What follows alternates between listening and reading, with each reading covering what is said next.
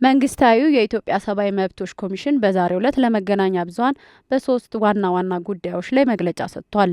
መግለጫውን የሰጡት የኮሚሽኑ ኮሚሽነር ብርሃኑ አዴሎ በርካታ የምስራቅ አፍሪካ ሀገራት 16ኛውን የአፍሪካ ብሔራዊ የሰብአዊ መብቶች ተቋማት ትስስር ጠቅላላ ጉባኤን ለማዘጋጀት እድሉ ተሰጥቷቸው እንደነበር አስታውሰዋል።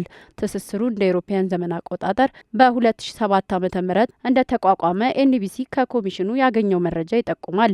የትስስሩ ዋና ዓላማም የአህጉሪቱን የሰብአዊ መብት ተቋማት ማስተሳሰር፣ የአቅም ግንባታ መስጠት፣ የእርስ በርስ ቅንጅትን መፍጠርና አጠቃላይ የአህጉሩን ሕዝብ የሰብአዊ መብቶች ማስጠበቅና ለማስፋፋት የሚያስችሉ ስራዎች ላይ ማገዝ መሆኑን ኮሚሽነሩ ገልጸዋል። ትስስሩ ዋና መቀመጫው ቢሮ በኬንያ ናይሮቢ ሲሆን በኢትዮጵያ ደግሞ በኢትዮጵያ ሰብአዊ መብቶች ኮሚሽን ስር የማስተባበሪያ ጽህፈት ቤት እንዳለውም ተጠቁሟል። በዚሁ ኢትዮጵያ አባል ሆና በቆየችበት የአፍሪካ ብሔራዊ የሰብአዊ መብቶች ተቋማት ትስስር ጠቅላላ ጉባኤን ለማዘጋጀት ፍላጎት ካሳዩ ሀገራት መካከል አንዷ ኢትዮጵያ መሆኗና ለጉባኤው አዘጋጅነትም በበርካታ መስፈርቶችም ድጋፍ አግኝታ መመረጧን ኮሚሽነሩ ገልጸዋል። 16ኛው የናይሮቢ ጉባኤ ይካሄዳል። በዚህ ዙሪያ ሀገራችን ጉባኤውን እንድታስተናግድ ተመርጣለች።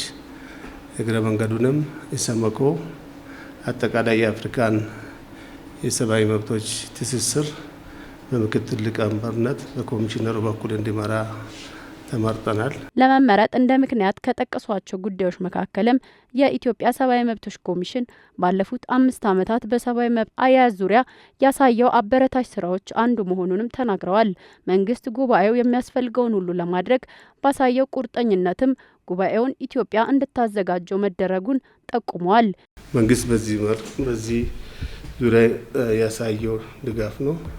ሁለተኛው ኢሰመኮ የሚያደርጋቸው እንቅስቃሴዎች በሀገሪቱ በሰብአዊ መብት ጥበቃና አያያዝ ላይ ጉልህ ሚና የሚጫወት ተቋም ነው። ይህን ከግምት በማስገባት ድጋፍ የሰጡን ሀገሮች በርካታ ናቸው። አመታዊ ሪፖርትም ስናወጣ የሁኔታዎች ትንተናም ስናስቀምጥ በዋነኝነት ትኩረት የምናደርገው የሀገራችን የሰብአዊ መብት ይዞታ እንዲሻሻል ነው። ይህን ከማሻሻል አንጻር በተለይ ኮሚሽኑ ላለፉት 5 እና 6 ዓመታት ጎላ ያሉ ስራዎችን ሰርቷልና ይሄ የነበረን ስራ ዓለም አቀፍ ትስስራችን ጨምሯል፣ ሀገራዊ ትስስራችንም ጨምሯል። ከዚህ አንጻር ድጋፍ ያገኘንበት ሁኔታ ነው ያለው። ጉባኤውን ኢትዮጵያ ማካሄዷ በሰብአዊ መብት አያያዝ ረገድ ያሳየችውን መልካም አፈጻጸም እውቅና የሚሰጥ ከመሆኑም በላይ ኢትዮጵያ የአፍሪካ ህብረት ዋና መቀመጫ መሆኗና አህጉሩን በአየር መንገድ የሚያስተሳስር ጠንካራ ተቋም መኖሯና ሌሎችም ምክንያቶችን ኮሚሽኑ ለትስስሩ በማስረዳት ጉባኤውን ወደ ኢትዮጵያ ማምጣት መቻሉንም ኮሚሽነሩ ገልጸዋል። በዚህም ለመመረጧ ምክንያት ያሏቸውን አበይት ጉዳዮች አስቀምጠዋል። እስካሁን ላደረግናቸው የሰብአዊ መብት ጥበቃ እንቅስቃሴዎች እውቅና የሰጠ መድረክ አድርገን ነው የምናየው። ሪኮግኒሽን ነው ያገኘ ነው። እኛ የጋንድሪ ወይም የግሎባል አሊያንሱ አባል ነን። ከዛም አልፎ የናንድሪ የአፍሪካው አሊያንስ አባል ነን። በጋንድሪ ደረጃ ሙሉ አባልነት አለን። ናንድሪ ላይ ደግሞ በስትሪንግ ኮሚቴ ደረጃ እንሳተፋለን። ገቨርኒንግ ቦዲ ውስጥ አለን። አስተዋጽኦችን ከግምት ያስገባ ውሳኔ ነው ብለን ነው የምንወስደው። ደካማ ብንሆን ኖሮ ይህን እድል አናገኝም። አፈጻጸማችን የራሱ የሆነ ችግር ያለው ቢሆን ኖሮ ደግሞ ምናልባት ውድድሩን በጣም ከፍተኛ ከማድረግም አልፎ እድሉን ላናገኝ እንችል ነበር። ኮሚሽነሩ ኢትዮጵያ ጉባኤውን በማዘጋጀቷ ታተርፍበታለች ያሉትን ሀሳብም አንስተዋል። ጥሩ እድል ነው። ይህን እድል በማግኘታችን አህጉራዊና ዓለም አቀፍ ተደማጭነታችን ይጨምራል። ሌላው ደግሞ ከግምት መግባት ያለበት ጉዳይ ወደፊት ለምንሰራቸው ስራዎችም ቢሆን ከአቻ ተቋማት ጋር ብዙ ልምድ የምናካብትበት መድረክ ነው የሚሆነው። ከዚህ አንጻር በርካታ ጠቀሜታዎች ያለው ጉባኤ አድርገን ነው የምናየው። በሁለተኛ ጉዳይነት ያነሷቸው አጠቃላይ በአገር ደረጃ አሳሳቢና አበረታች ባሏቸው የሰብአዊ መብቶች አያያዝ ጉዳዮችን አንስተው አብራርተዋል። ከህግ አግባብ ውጭ የተደረጉ እስራቶች እነዚህን ተከታትለን እነዚህ እስራቶች መቆም አለባቸው ብለን ባደረግነው ውትወታ ጥሩ ውጤት አግኝተንበታል ብለን ነው የምናስበው። በቁጥር ደረጃ ለምሳሌ ለአብነት ያክል በአማራ ክልል ከህገወጥ እስራት ጋር በተያያዘ 186 ሰዎች እንዲፈቱ ተደርጓል።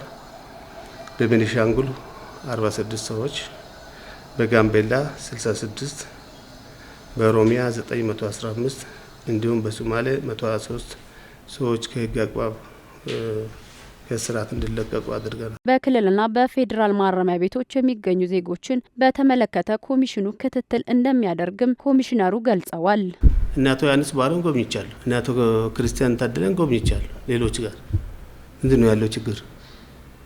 የሰብአዊ መብት ኮሚሽነር ነኝና አንድ ነገር ማረጋግጥላቸው የመንግስት ጣልቃ ገብነት ገለመለ የሚባለው እነሱን ለመጎብኘት ሲሄድ ማንንም አስፈቅጄ አይደለም፣ በራሴ ነው የሚሄደው። አናውንስድ የሆነ ቪዚት መብት ስላለ ኮሚሽኑ በአማራ በኦሮሚያና ትግራይ ክልሎች የሚስተዋሉ ግጭቶች የሰብአዊ መብት ክትትል ስራዬን በተሳለጠ መንገድ እንዳላከናውን ዋነኛ ተግዳሮት ሆኖብኛል ሲልም ኮሚሽኑ አንስቷል። በሀገሪቱ በኦሮሚያ በአማራ ክልልና በትግራይ አካባቢ በግጭት አውድ ላይ ነው ያለነው። ከዚህ አንጻር ተያይዞ የሰብአዊ መብት ጥበቃዎችን በተሳለጠ መንገድ ለማስገድ ፈታኝና አሁንም ያልተሻገርናቸው ችግሮች እንዳሉ እንገነዘባለን።